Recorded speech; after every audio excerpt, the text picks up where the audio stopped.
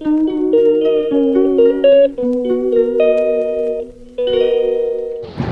তো আমি ঘুম থেকে উঠলেই হিয়াও আমার সাথে ঘুম থেকে উঠে যায়। ওই হয়তো আমি উঠলে 5-10 মিনিট লেট হতে পারে, কিন্তু ও উঠে যায়।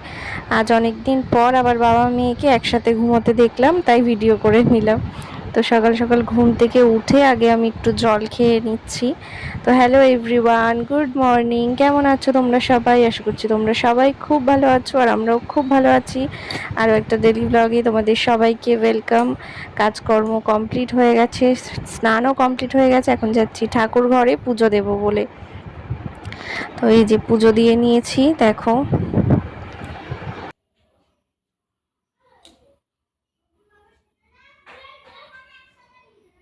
রান্নাঘরে এসে আগে বানিয়ে নিলাম চা। দাদা রয়েছে, দাদাকে চা দেব, আমিও একটু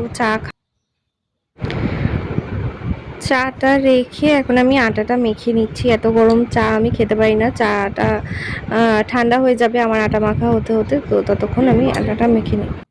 রুটি এখন শুধু বাবা মায়ের জন্যই করছি। তোমাদের দাদাভাই এখন কয়েকদিন ধরে সকালে রুটি খাচ্ছে না, ও আমিও খাচ্ছি না। সকালে একটুখানি মুড়ি খেয়ে নিচ্ছি আমিও। তো দুপুরে রান্না বান্না দেখো সমস্ত কিছু জোগাড় যন্ত্র হয়ে গেছে, রান্নাও অনেক কিছু হয়ে গেছে। এই যে দেখো মা এখানে বেগুন ভাজা করেছে, ভেন্ডি আলুর তরকারি করেছে। আমি এখন মাছের ঝালটা করলাম, আর পটল আলুর তরকারিটা করব। তো ওখানে আমার মাছের ঝালটা কমপ্লিট হয়ে গেছে, এখন আলু পটলের তরকারিটা করব। আলুটা আগে ভাজতে দিয়ে দিয়েছি।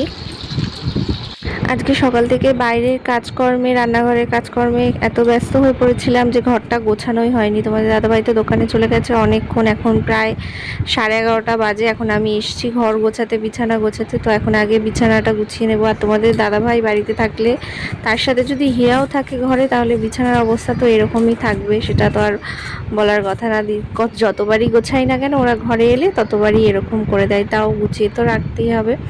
তো এখন আগে বিছানাটা গুছিয়ে নিচ্ছি। যে জামা কাপড় সব কিছু এলোমেলো হয়ে রয়েছে ঘরের মধ্যে। আজকে সকালে ঘরটা ঝাড় তো দিয়েছি, কিন্তু তখন ঘরটা মোছা হয়নি। তো এখন আরও একবার ঝাড় দিয়ে নিচ্ছি, ঘরটা এখন মুছতে হবে। আমি যতক্ষণ ঘরে কাজ করছিলাম, হিয়া এখানে এই যে বাইরে বসে বসে বারান্দায় দোলনা চড়ছে। তো ঘরের কাজকর্ম সমস্ত কিছু কমপ্লিট হয়ে গেছে, বাইরে রান্নাবান্নাও তো সব কিছু কমপ্লিট হয়ে গেছে। এখন বসে বসে অপেক্ষা করছি জল আসবে, টাইম করে জল আসলে ঘরে রান্নার জলগুলো তুলতে হবে, তারপরে হিয়াকে স্নান করাবো।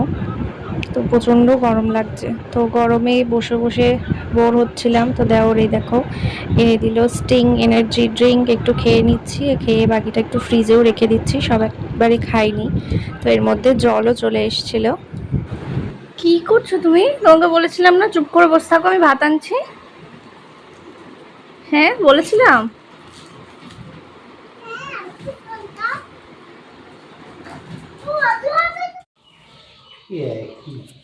কি কাপড়? এ কি, ওটা গোল এটা চওড়া।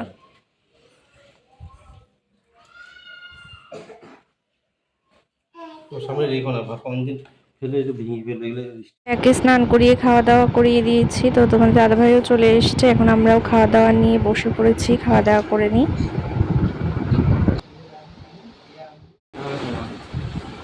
কোথায় শুয়েছিল আর কোথায় এসছে দেখো।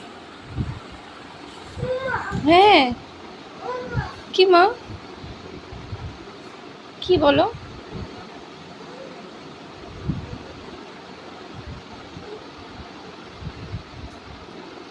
তো সন্ধে হয়ে গেছে, হিয়ার জন্য এখন ম্যাগি বানাচ্ছি, ম্যাগি খাবে। খেয়ে পড়তে বসবো, তাই তো? না হ্যাঁ নলে পিটানি পিঁপড়ে আছে ওর মধ্যে। আজকে আর বেশি কিছু ভিডিও করা হয়নি, তো আজকে এই ভিডিওটা এখানেই এন্ড করছি। তোমরা সবাই ভালো থেকো, সুস্থ থেকো, আর ভিডিওটা লাইক করে দিও, চ্যানেলটা সাবস্ক্রাইব করে দিও।